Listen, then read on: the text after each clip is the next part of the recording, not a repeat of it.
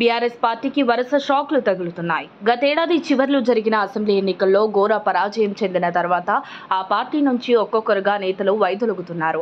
ఇందులో మాజీ ఎమ్మెల్యేలు, ఎంపీలు, ఎమ్మెల్సీలు ఉంటున్నారు. అలాగే సిట్టింగ్ ఎమ్మెల్యేగా ఉన్న దానం నాగేందర్ కూడా కారు దిగి కాంగ్రెస్ గూటికి చేరారు.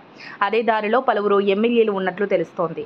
అంతేకాదు ఏకంగా బీఆర్ఎస్ శాసనసభ పక్షాన్ని కాంగ్రెస్లో విలీనం చేసే రోజులు దగ్గరలోనే ఉన్నాయని కాంగ్రెస్ నేతలు అంటున్నారు.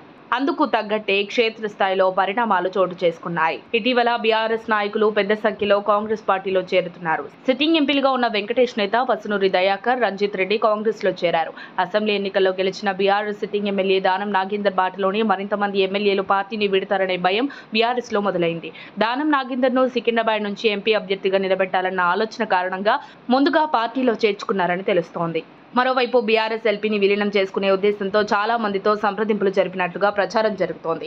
ఎమ్మెల్యేలకు ఉన్న వివిధ రకాల సమస్యలు, ఇతర అంశాల వల్ల ఎక్కువ మంది పార్టీ మారేందుకు సిద్ధమవుతున్నారని తెలుస్తోంది. దీంతో ఎమ్మెల్యేల కదలికలపై బీఆర్ఎస్ హైకమాండ్ కూడా దృష్టి పెట్టింది.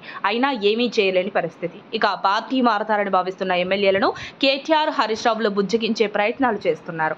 తెలంగాణ ఏర్పడిన తర్వాత జరిగిన 2 ఎన్నికల తర్వాత కాంగ్రెస్ లెజిస్లేచర్ పార్టీని బీఆర్ఎస్ లో విలీనం చేసుకున్నారు. తెలంగాణ ఏర్పడిన మొదటి ఎన్నికల్లో బీఆర్ఎస్ కు తక్కువ మెజార్టీ లభించింది. దీంతో తమ ప్రభుత్వాన్ని పడగొట్టేందుకు ప్రయత్నిస్తున్నారని ఆరోపించి ఇతర పార్టీల ఎమ్మెల్యేలను బీఆర్ఎస్ లో చేర్చుకున్నారు. అయితే రెండోసారి 2018లో జరిగిన ముందస్తు ఎన్నికల్లో భారీ మెజార్టీతో గెలిచినప్పటికీ కేసీఆర్ మరోసారి కాంగ్రెస్ ఎమ్మెల్యేలు విలీనం చేసుకున్నారు. ఇక తాజాగా జరిగిన ఎన్నికల్లో ఫిరాయింపుదారులంతా దాదాపు ఓడిపోయారు.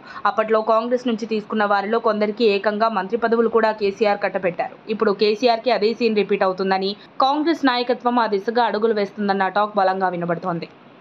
మరిన్ని అప్డేట్స్ కోసం మా కాయ్ టీవీని సబ్స్క్రైబ్ చేసుకోండి. మా వీడియో కనుక మీకు నచ్చినట్లయితే లైక్ చేయండి, షేర్ చేయండి.